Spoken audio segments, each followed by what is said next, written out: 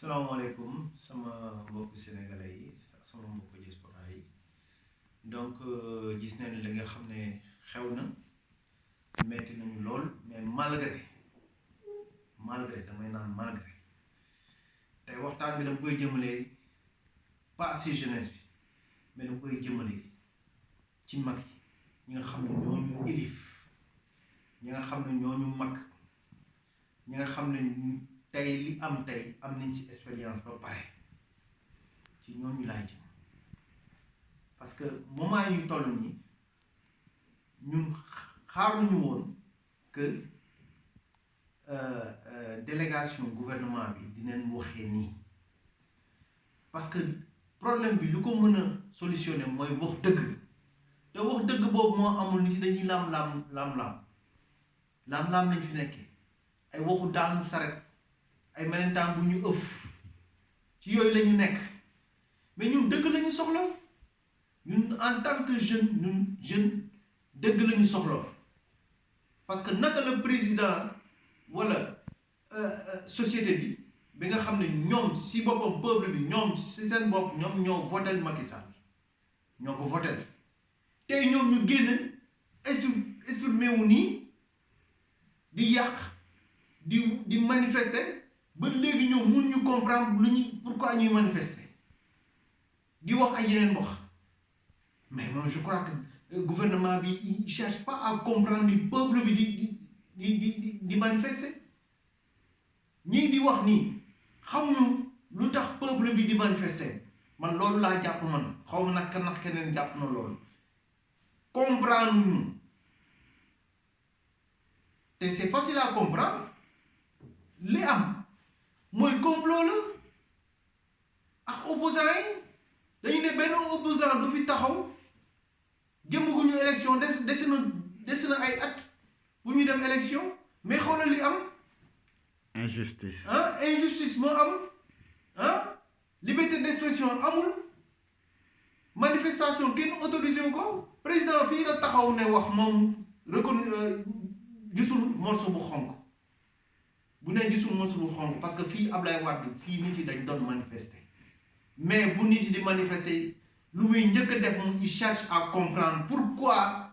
ñii di manifester mais ces gens-là ne comprennent même pas pourquoi peuple bi di manifester xamuñu ko pourquoi ñoom ñuy waxee nii ministre de l'intérieur même chose la waxul wax boo xam ne day régler wala day calmer kii bi dañu waroon wax boo xam ne waxu dëgg dañu bàyyi lam-laamee lii dañu waxante dëgg moment yi ñu toll nii fii jeunes yi adduna bi ñëpp a jàng ñëpp a xam kenn mënatul nax kenn nañu bàyyi nax saay bi te waxante dëgg bu ñu bëggee Sénégal dem kanam nañu waxante dëgg homme politique yi moi j'ai beaucoup de respect en eux comme ku mel ni Idrissa Seck ak ñeneen di wax ci télé mais nañu wax la nga xam ne mooy dëgg ku si nekk waatal nañu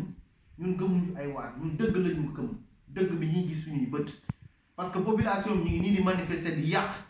mais def ñu ko malgré li ñuy yàq tey ñoom neexu leen tey man leer na ma neexu leen policiers yi di ñafanteeg ñoom neexu leen tamit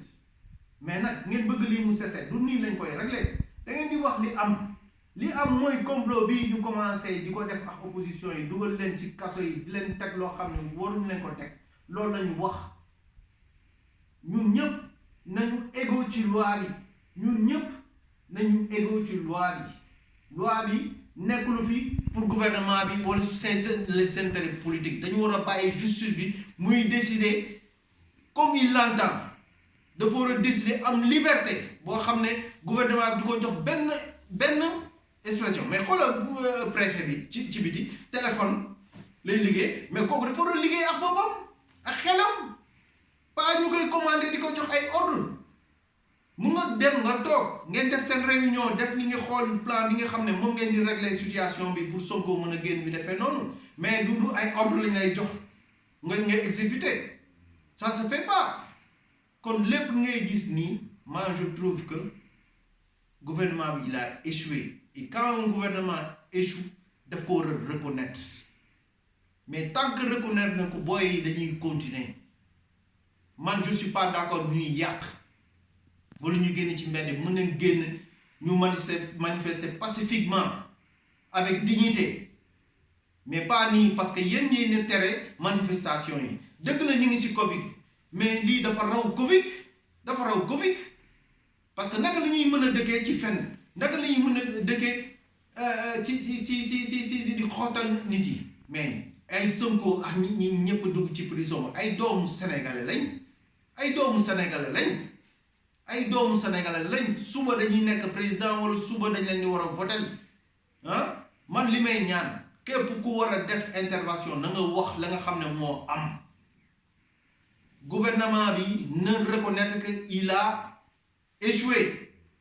avec le peuple sénégalais il a échoué donc nit boo jumee da ngay xam ne jum nga taxaw avec un peuple parce que nit boo nekkee sa kër yëngu yow mii di kilifa tey da ngay génn wax mais Macky Sall n'ose pas xool sénégalais yi bët ak bët wax ak ñoom dëgg te dëgg fii moo fiy nekk dëgg moo fi am mais nag maa leen di ñaan képp ku war a taxaw di ñaan médiation nga xool dëgg nga wax ko parce que boo xoolee suñu kilifa yi suñu chef religieux yi lu tax dugg ñu ci affaire bi mooy maanaam tey ñoom suñ doon toog di wax dëgg la ñuy wax dañ koy ñeme du ci kenn du ci gouvernement du ci kenn ku leen ñemeloo wax loolu leen lu dul dëgg parce que ñoom ci dëgg lañ leen xam kon tey ku fi génn tey ma waxaat ko tey chef religieux bu fi génn di wax dëgg lay wax te du neex du leen arrangé kon ñoom nañ ko njëkk a def je vous remercie.